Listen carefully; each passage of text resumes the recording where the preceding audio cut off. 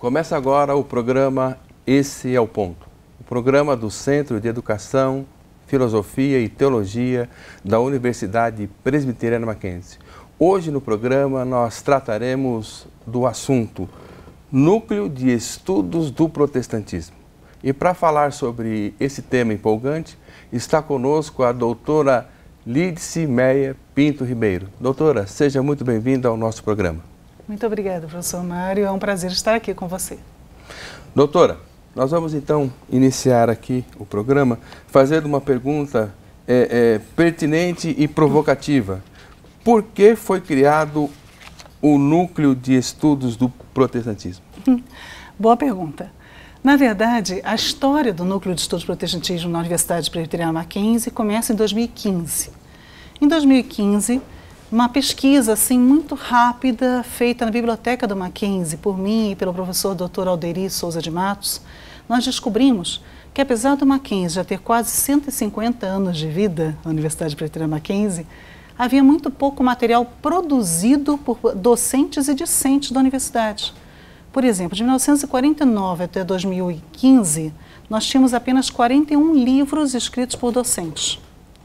Depois, quando surgiram as pós-graduações, esse número aumentou um pouquinho. Então, nós tivemos 63 dissertações de mestrado defendidas sobre o tema protestantismo histórico. E dessas dissertações, um número pertence ao Andrew Jumper, um pouco à ciência da religião e algumas a letras. Então, o que a gente percebeu? Duas coisas muito importantes. Primeiro, pouquíssimo material produzido pela nossa universidade a respeito de protestantismo histórico, né? Isso, docentes e discentes. Segundo, o que existia estava concentrado, então, em 3 áreas. O Andrew Jumper, ciência da religião, teologia e um pouco em letras. E aí, não existe nada, nenhuma pesquisa no jornalismo, nenhuma pesquisa na arquitetura, nenhuma pesquisa em marketing, nenhuma pesquisa em nenhuma dessas outras grandes áreas que o Mackenzie tem, direito, por exemplo, direito e protestantismo, não tinha. E sendo assim, a gente começou a pensar, por quê? Por que isso não tem nessa pesquisa? E chegamos à conclusão que talvez muitos alunos e até professores tivessem vontade de produzir material acerca do protestantismo, mas se sentissem tolhidos pela falta, digamos assim, de um grupo que os amparasse, que os apoiasse, que desse essa estrutura para a pesquisa. Então surgiu ali o embrião, o germe de um surgimento desse núcleo, desse grupo de pesquisa que se tornaria o Núcleo de Estudo do Protestantismo. Essa ideia foi levada ao nosso reitor, ao magnífico reitor, Dr. Benedito Guimarães, e ele então aprovou a ideia, abraçou a causa e deu esse nome, Núcleo de Estudos do Protestantismo. E começamos então a trabalhar esse assunto. Submetemos um projeto ao MacPesquisa, o MacPesquisa também abraçou a causa, junto com a chancelaria, e sendo assim o núcleo nasce em fevereiro de 2016, para amparar as pesquisas acerca de protestantismo histórico na Universidade Presbiteriana Mackenzie. A senhora falou agora há pouco sobre a questão da carência. Então, o núcleo nasce a partir da carência e propõe, obviamente, uma produção para que essa carência possa ser suprida não só na área, como pelo que eu entendi, não só na área da teologia, pela teologia com o protestantismo, mas também, como a senhora falou, no direito, na arquitetura, Isso. no Exatamente. Jornalismo, em outras áreas, para poder fazer, então, o que a gente pode dizer na faculdade de um diálogo? Totalmente. Poder fazer essa questão de um diálogo interdisciplinar, intercursos, onde possamos mostrar realmente que o protestantismo ele atinge todas essas áreas e influencia todas essas áreas. Muitas dessas áreas, inclusive, foram desenvolvidas a partir do protestantismo, né? Precisamos lembrar que a própria engenharia, a Faculdade de Engenharia, é a primeira universidade do Mackenzie, né? É a primeira universidade de engenharia do Brasil. Então, tudo isso você tem uma relação muito forte do protestantismo dentro dessas áreas. E por que isso não aparecia na produção acadêmica? Na produção acadêmica. Essa que era a grande questão. Então, dentro dessa mesma perspectiva, mais uma outra pergunta provocativa. Ou não. Qual, então, a importância da Universidade Presbiteriana Mackenzie em sediar esse grupo de pesquisa? A Universidade Presbiteriana Mackenzie parece que foi feita para isso. Feita para isso. A verdade, nós temos aqui 148 anos de história, então, preservada em memória. Temos aqui uma estrutura incrível para acolher a pesquisa. Temos também pesquisadores de renome na universidade, temos também pesquisadores que têm muita produção e podem produzir mais, né, acolher e orientando os alunos. E, ao mesmo tempo, a gente tem a possibilidade de fazer do Mackenzie, então, um polo de referência da pesquisa do protestantismo, um polo de referência que seja para o Brasil e, quiçá, mesmo para a América Latina. É interessante, professor Mário, que não existe na América Latina, não estou falando de Brasil, não existe na América Latina inteira um grupo de pesquisa que se dedique a protestantismo histórico. Um núcleo de pesquisas como a gente está criando aqui. Então, a necessidade é muito grande. Muito grande. O Mackenzie, ele é central para o Brasil. Então, ele facilita até o acesso a essa pesquisa, por ser São Paulo local.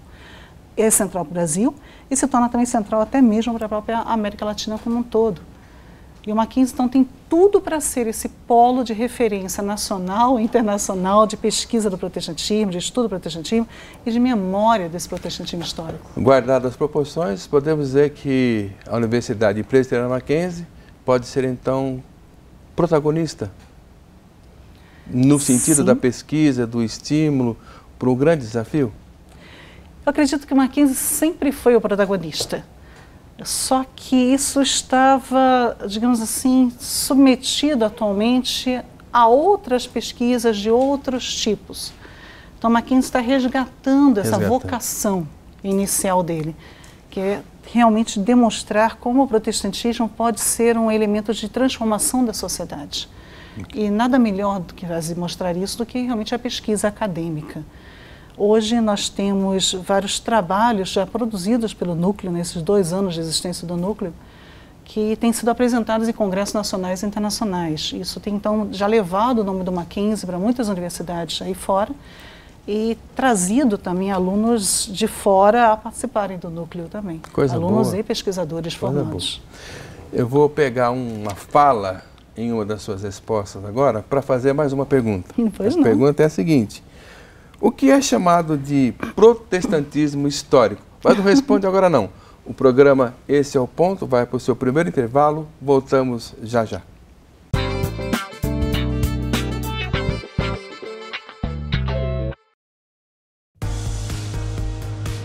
As formas de estudar se renovam. Qualidade de ensino que tem 146 anos de história. Agora, você tem educação à distância. Universidade Presbiteriana Mackenzie, cada vez mais perto de você. Olha que prédio enorme!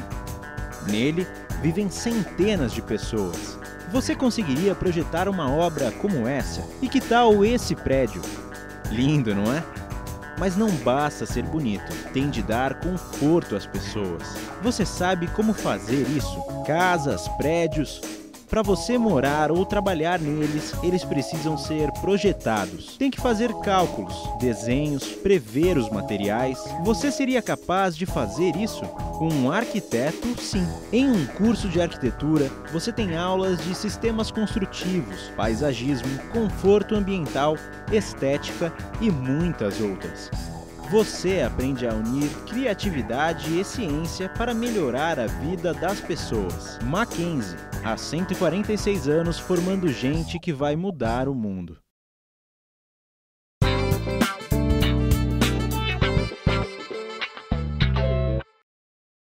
Olá, estamos de volta com o programa Esse é o Ponto. No bloco anterior, nós deixamos uma pergunta em suspenso para a doutora Alides pensar e responder com calma. Doutora, vamos voltar à pergunta.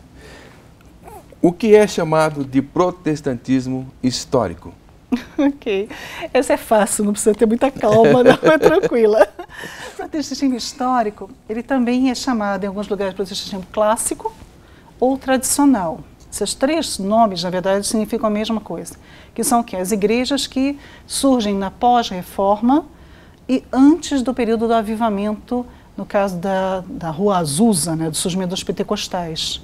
Então, dentro dessas igrejas, a gente pode abraçar aqui, né, o luteranismo, os luteranos, a igreja luterana, a igreja anglicana, a igreja presbiteriana, a igreja metodista, a igreja batista entra também nessa ideia, a igreja congregacional e alguns ainda colocam a Assembleia de Deus e os adventistas, mas isso não é um consenso. são conhecidos também como o protestantismo histórico no Brasil. Né? Exato. Seria essa... Alguns chamam de protestantes históricos, outros tradicionais, outros de clássicos. Em Portugal, por exemplo, o termo usado é protestantismo clássico. Muito bom. Talvez uma ideia mais próxima da questão dos gregos, né? Não sei. Deixa eu fazer uma outra pergunta no sentido agora de compreender melhor a proposta desse núcleo que tem despertado muito interesse. Então, eu queria perguntar o seguinte: quem pode fazer parte do núcleo do protestantismo, de estudos do protestantismo? Sim. Todas as pessoas que têm algum interesse em estudar protestantismo, principalmente esse protestantismo histórico ou tradicional. Eu quero estudar pentecostalismo, posso? Sim, não vamos restringir, tá? É protestantismo também. Mas o grande interesse seria estudar, então, a relação entre o pentecostalismo e esses protestantes históricos. Aí seria algo muito interessante. Então, todos que têm algum interesse nesse assunto. E é por isso que, desde o seu início, ele já tenta envolver os alunos de Mackenzie e de Andrew Jumper. E, após isso, você já tem recebido alunos que são de fora do Mackenzie. Nós temos pessoas que participam do núcleo, por exemplo, que são de universidades como a PUC, universidades federais, de fora de São Paulo, inclusive. Temos universidades também fora do Brasil, né? Temos universidades também no sul do Brasil, que participam alunos e professores do grupo. Então, a grande questão é, tem interesse em pesquisar protestantismo, tem interesse em conhecer melhor o protestantismo histórico, né, em trabalhar com esse assunto, seja referindo-se à área histórica, seja referindo-se à área de antropologia, como é o meu caso, sociologia, direito, arquitetura.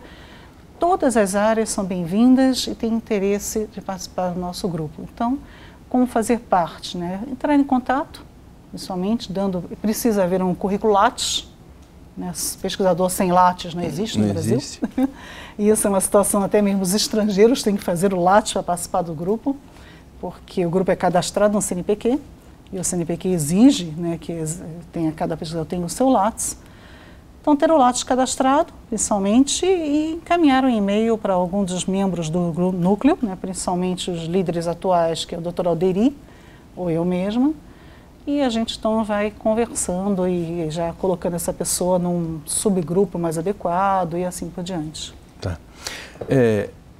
Nessa proposta de abrir para várias linhas de pesquisa, né, para vários segmentos da vida acadêmica, o núcleo, propriamente dito assim, em termos de produção, em termos de quantidade, a senhora poderia colocar para a gente mais ou menos o que já foi produzido, o que já foi realizado, para que a gente possa ter uma visão mais expandida, né, daquilo que já foi feito? Claro. Eu acredito que o que nós já conseguimos fazer nos 2 anos é já um demonstrativo de que existe muito a ser feito e que existe um grande potencial nesse núcleo. Por quê? Conseguimos produzir um dicionário enciclopédico das instituições educacionais protestantes no Brasil. Um dicionário? Esse dicionário, que vai ser publicado este ano pela editora Mackenzie, ele envolve, eu até fiz uma pequena cola que eu nunca lembro de cor, mas nós temos nesse dicionário, são 129 instituições que são abraçadas nesse dicionário, que envolvendo 76 autores, autores estes que são também de todo o Brasil. Então, autores que vêm lá do Sergipe escrevendo, autores do Sul, tem autores de todas as universidades que você possa imaginar escrevendo para esse dicionário. Bastante gente envolvida. Muita gente envolvida e fez também com que o núcleo ficasse também muito mais conhecido através disso. Esse dicionário, que é o grande produto, ele vai ser um material de referência, porque o que nós percebemos, como sendo o primeiro projeto, é que muitas instituições protestantes nunca tiveram o seu histórico escrito e publicado. São pouquíssimas as que têm histórico escrito e publicado.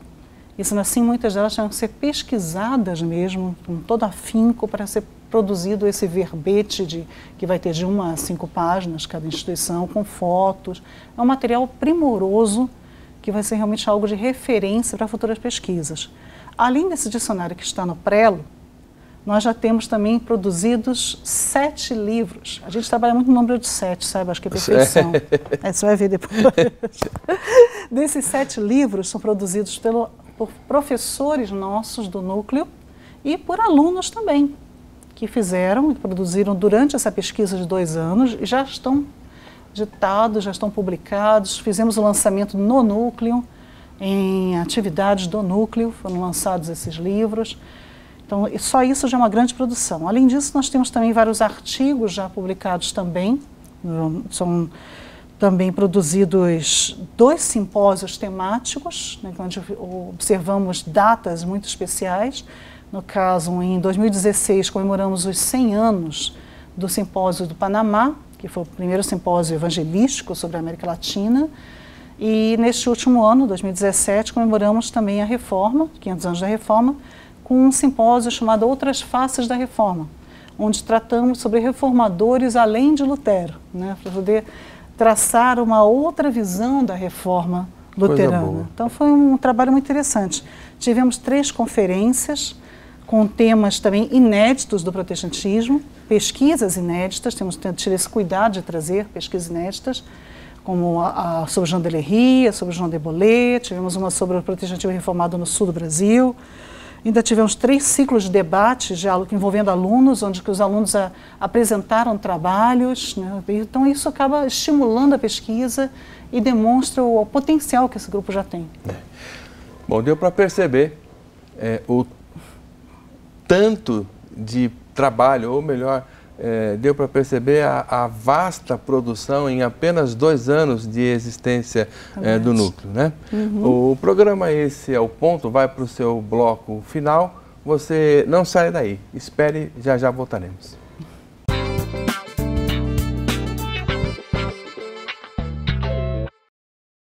Os programas de mestrado e doutorado da Universidade Presbiteriana Mackenzie estão entre os melhores do país. É o que atesta o Ministério da Educação e a CAPES. Em uma avaliação de 0 a 7, a Mackenzie teve um desempenho que merece destaque.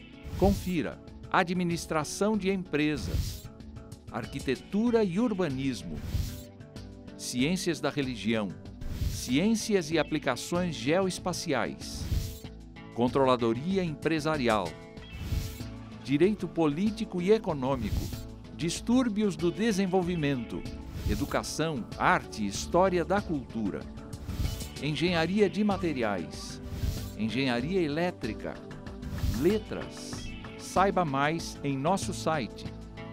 Mackenzie, um mundo para você.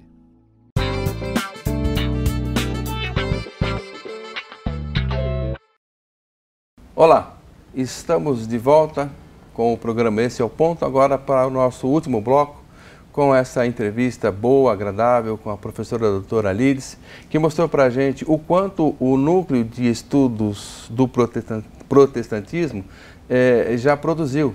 Professora, pensando nisso, nos desafios que obviamente tem pela frente, eu queria fazer a seguinte pergunta. Não uma cobrança, obviamente, porque muitos já foi feito, mas quais são as próximas atividades previstas, então, para o núcleo? O que tem se previsto, pelo menos já para este ano, primeiro o início da produção do 2º volume do dicionário, que seria abraçando agora as instituições socioculturais. Então, vamos ter que fazer novamente um levantamento dessas instituições, procurar autores, só isso já é bastante trabalho. Além disso, vamos continuar fazendo conferências, com temas também inéditos, de preferência, sobre o protestantismo, para poder divulgar isso, né, da universidade e fora da universidade. Também já temos previsto a publicação de outros livros, além do dicionário que está lá no Prelo, na editora Mackenzie, para ser este ano, já entregamos mais 2. E bem interessantes. Um sobre a pesquisa da Inquisição Protestante no século XVI, no caso do julgamento de João de Bolé. E outro produto também muito interessante são textos inéditos de Émile Leonard, que também foram traduzidos por um dos membros do grupo, né, o Dr. Marconi, reverendo Marconi, ainda não doutorando, mas são produtos também fantásticos que logo vão estar saindo pela editora Mackenzie. E também, claro, vamos continuar a incentivar os alunos e professores a frequentarem os congressos nacionais e internacionais para apresentarem trabalhos sobre o protestantismo, mostrando então a Universidade de Mackenzie como um polo de pesquisa, um polo de estudos do protestantismo. Só no ano passado e no outro, 2 anos atrás, nesses 2016, 2017, conseguimos ir a 13 congressos no total, sendo nacionais e internacionais. Uma participação bem grande de alunos e professores, né, isso tudo pelo núcleo, que mostraram o nome do núcleo lá fora e em vários lugares de São Paulo e fora de São Paulo no Brasil também. Divulgaram, né? Divulgando a Mackenzie. Então, eu acredito que por causa disso, a gente já tem sido procurado por gente do Brasil, de vários lugares, querendo fazer parte do núcleo, querendo conhecer melhor. Por que isso, né? Porque provavelmente esses nossos professores e alunos divulgaram muito bem, pelo jeito. Pelo jeito, fizeram levaram uma boa bem propaganda. O nome do Mackenzie, mostrando que o Mackenzie é uma instituição realmente preocupada com a memória do protestantismo nacional. Deixa eu fazer uma pergunta aqui, no que diz respeito às reuniões. Elas são feitas periodicamente, as reuniões do núcleo? Sim. Além das conferências, que acontecem pelo menos uma vez por semestre, e também um ciclo de debates uma vez por semestre também, onde os alunos inscrevem seus trabalhos e apresentam, então, em forma de breves comunicações, com um tempo, então, para perguntas, e é uma forma de mostrar o que está sendo produzido, e da gente estar olhando isso também, o que os meninos estão pesquisando, que tem sido pesquisado na universidade. Tem sempre também uma palestra pequena, de no máximo 1 hora, feita por um aluno também, o ex-aluno do Mackenzie, de um nível um pouco mais alto, ou seja, alguém que já está no doutorado, alguém que terminou o mestrado, que pode trazer para os alunos de graduação um pouco da sua experiência, um pouco da sua pesquisa, né? Então ele serve como um modelo para esses alunos. Esses ciclos também têm sido semestrais, têm sido muito produtivos. E além disso, digamos assim, o núcleo do núcleo, que são os professores, né, que estão ali envolvidos e que são, digamos assim, e alguns alunos, né, que são a mão de obra mesmo do núcleo, que produzem tudo isso, esses se reúnem um pouco mais frequentemente, porque são eles que vão decidir coisas como, por exemplo, o simpósio, como é que vamos divulgar, quem são os palestrantes, como é que vão ser convidados. Então, para isso é necessário algumas reuniões que não são abertas ao público, mas que são feitas por essas pessoas mais próximas do núcleo. Ok. Mais uma pergunta, a última pergunta, na verdade. E como funcionarão ou como funcionam os subgrupos de pesquisa do núcleo? Boa Fala um pouquinho para a gente. É verdade. Como o protestantismo é um assunto muito, muito amplo, e não temos também como fazer reuniões que abracem todas as temáticas, decidimos dividir o grupo em subgrupos. Esses subgrupos eles vão ter autonomia para se reunirem também esporadicamente de acordo com a necessidade. Cada subgrupo, então, tem um coordenador, que pode também alterar-se com o tempo. Esse coordenador, ele então tem a liberdade de reunir o grupo que tem interesse naquela área, né, e marcar uma data. E é claro, isso vai ser divulgado para todos, mesmo quem é de um outro subgrupo e queira participar, queira assistir, isso é aberto, isso é livre. Atualmente nós temos também 7 subgrupos, como eu falei, a gente gosta dos 7. São 7 subgrupos, começando por um grupo que vai trabalhar questões da protestantismo e linguagem. Temos um grupo de protestantismo e política, um grupo de protestantismo, vou até pegar minha cola, senão vou esquecer, protestantismo e educação, protestantismo e pentecostalismo, protestantismo e esfera pública, protestantismo, secularização e reencantamento do mundo, e o 7º grupo, que seria a historiografia protestante. Por enquanto, são esses os 7 grupos que nós temos, podem surgir até mais subgrupos, e esses subgrupos, então, o interesse é que eles se reúnam até de uma forma até mais frequente do que o grupo como um todo, para realmente dividir interesses em comum, bibliografia, né, fazer uma troca de ideias e, quem sabe, até produzir material junto, que seria muito bom também. E desses subgrupos, por exemplo, temos aqui um dos líderes, que é o professor Mário. O professor Mário é o líder do grupo sobre linguagens. Então, você pode até falar um pouquinho mais sobre esse grupo de linguagem, porque essa é a tua área. Né? Linguagem envolve o quê? Exatamente. Eu fico muito feliz em poder fazer parte desse grupo, né, desse subgrupo, na verdade, como um líder. E a minha linha de pesquisa, de fato, é a questão da linguagem, né, a religião e linguagem, confessionalidade e linguagem, e estudar as várias maneiras possíveis, né, que o ser humano tem para expressar a sua fé, né? E aí a gente pode perceber isso em todas as áreas, né? Porque como nós somos seres comunicativos, seres interpretativos, o tempo todo a gente está fazendo alguma coisa para mostrar para alguém, para falar para alguém, para dizer para alguém.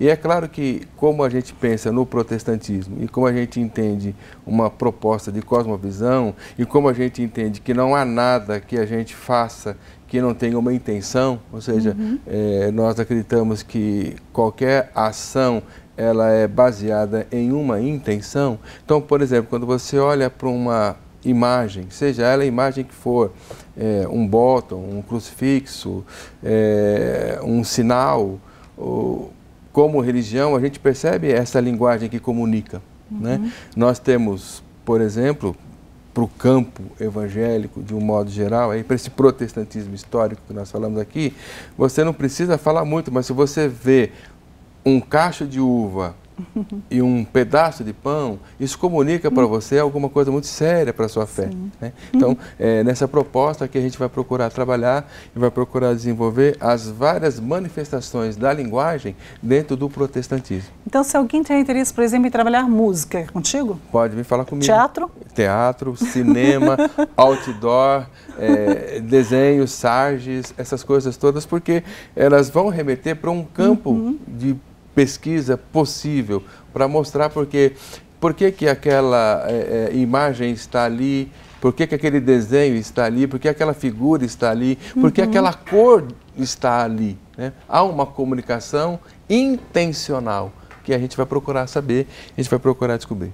Mas, professora Alice, infelizmente, o nosso programa caminha para o final. Quero agradecer mais uma vez a sua presença, a maneira como expôs aí as questões do núcleo e rogar ao Eterno que esse núcleo continue trabalhando e se expandindo cada vez mais, divulgando aí todo o material possível de pesquisa que com certeza eu sei que vai surgir. Muito obrigado. Bem, muito obrigada, professor Mário.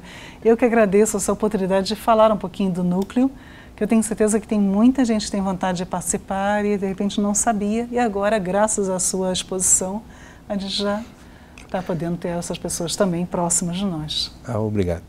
O programa Esse é o Ponto chega ao seu final. Até uma próxima oportunidade.